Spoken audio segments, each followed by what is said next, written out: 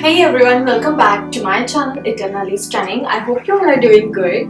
So, if you guys are new to my channel, then let me introduce you guys to myself. My name is Disha and my channel is Eternally Stunning. So, in this channel, we talk about spirituality, we talk about astrology, and we also talk about health and wellness. So guys, if you're new to my channel, then don't forget to subscribe to it, and without further ado, let's get into the video. So today we are going to talk about what is attachment and how to let go of attachment.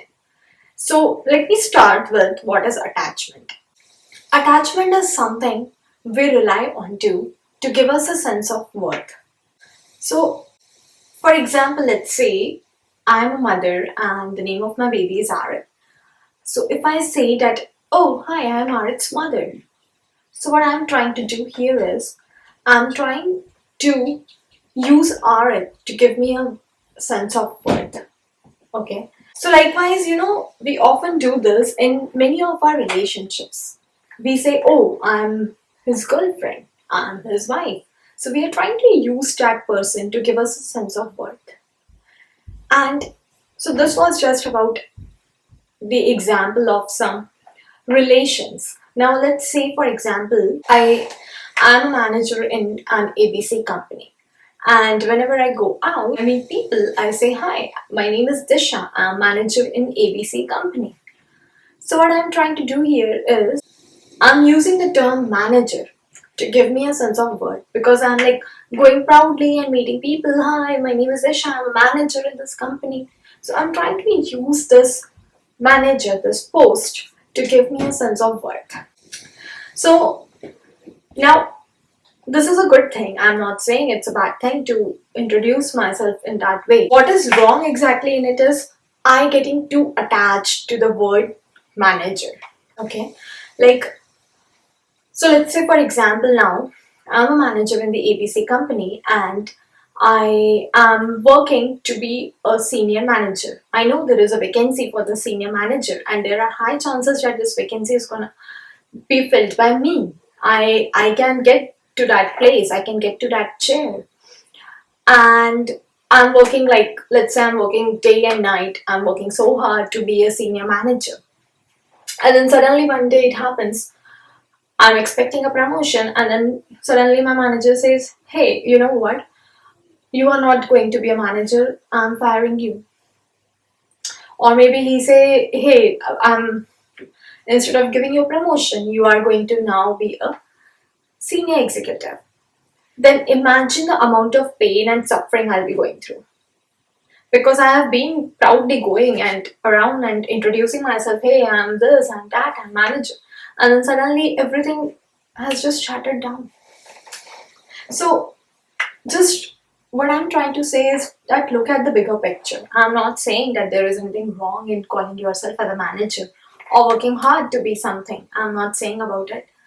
I'm just saying that getting too attached to something, that when it goes away from you and you feel pain and suffering, that is what we have to overcome.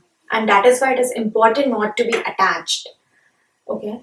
I absolutely agree that one should really work hard to be something, because we all are born in this Kalyug, in this materialistic plane where we all need to be something, where we all need to be stand independently on our own feet. I'm in that support. I'm not saying that one shouldn't work hard and just leave everything and go to Himalayas and just worship. I'm not saying that, okay? But we can be living in this materialistic plane, because that is why we have come into this plane. Otherwise we would have come onto some other plane, or we would have been born into some Satyug or Dwapar, So if we are here to be something, to work. We are here to take the pleasure out of the material things. We are here for that, but we need to not to be attached to these things. So now once we know what is attachment, and once we have understood that how attachment causes pain and suffering, the next thing is how to let go of it. That is what the important thing is, how to let go of that attachment. So the very first step to let go of attachment is to understand or to know that I'm attached to this thing. Until and unless I know that I'm attached to this thing or to that person, how would I understand? How would I identify the problem? So having a strong sense of self-awareness is very important, because the attachment is so deeply engraved in us that many a times we don't even realize we were attached to that thing so badly. So what we need to do is we need to really have a sense of awareness. Many people say that write the things that you know you are attached to, so that you will understand that you are attached to these things, and then you will know you have to work on to this. One can go in this way, one can write about their attachments and work on it. Rather than this, I preferred whenever I'm doing something, for example, if I'm just like cleaning up my cupboard and I see these clothes, and I see if something happens to this tomorrow, how would I feel? And if I say that, oh, I would feel nothing, then it means that I'm not attached. But if I say that, oh, this dress of mine is so pretty, and if something happens to it tomorrow, I would feel bad. That's when exactly I'll understand that this is my attachment saying. And the other thing behind it is, whenever something has a high value, like wherever we put a high value, we are tend to attach to it more. That's obvious. For example, let's say that tomorrow I go to a Chanel showroom and I buy a handbag of say $10,000, and tomorrow I'm going out with that handbag and someone spills a coffee on it. Imagine the amount of pain I would be going through then. Because it's obvious, right? I have put $10,000, that hard earned money, I have put onto something. And if something happened to that bag, I'm gonna feel painful. I'll be in pain. But let's say then the other thing is, like, I go to Target and I buy a bag of $25. And if someone spills a coffee on it, I'll be like, oh, no problem. So you see, like, how it changes. Like, once you put a high, if you put a lot of value onto something, if you're putting a high value onto something, you're obviously gonna feel pain when that thing goes away, or when that thing changes.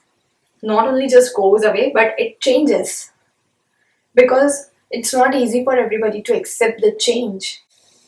So it's really important to understand these things, that how badly we are attached to something. Once we know what the problem is, so that once we know that this is our attachment, the second thing we can do is meditation.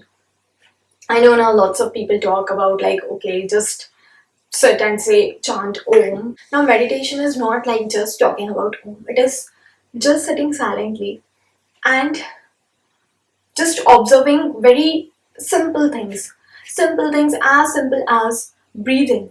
Just seeing the rhythm of your breathing is meditation. And if you don't like this way of meditation, then maybe you can just go and dance. Maybe you can play some video game and just be, you know, just keep everything out for time being, and just focus on to just playing your video game. That's how you will also understand that this is also a form of meditation, where you are not thinking about anything else, but you are just focusing onto one thing, that is playing your game. If you're dancing, you are just dancing. Osho, he has a great method of meditation. People are dancing around, and that is how they are doing meditation. It's not necessary to just do the meditation the traditional way. If you don't like it, start with something simple like dancing. So once we do these practices, our mind will come at the peace. And it's extremely important, and it's also extremely difficult to control our mind. The level of anxiety that people go through is just tremendous. We really, when our mind is at peace, when our mind is calm, will not feel any sort of anxiety. And then our mind will be at peace, and then we'll be able to understand or perceive things in a better way. And the other thing after this meditation, which I wanted to really talk about, is it's extremely important to have a strong sense of self-love and self-worth.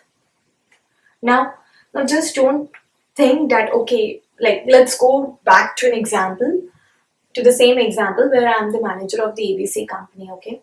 Now I'm no more a manager.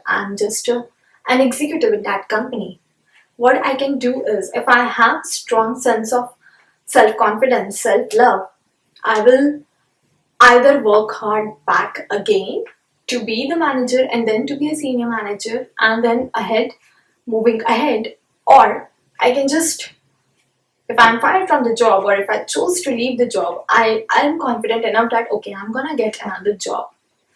That level of confidence and that level of self confidence and self worth, when it comes within us, we are no longer attached to things.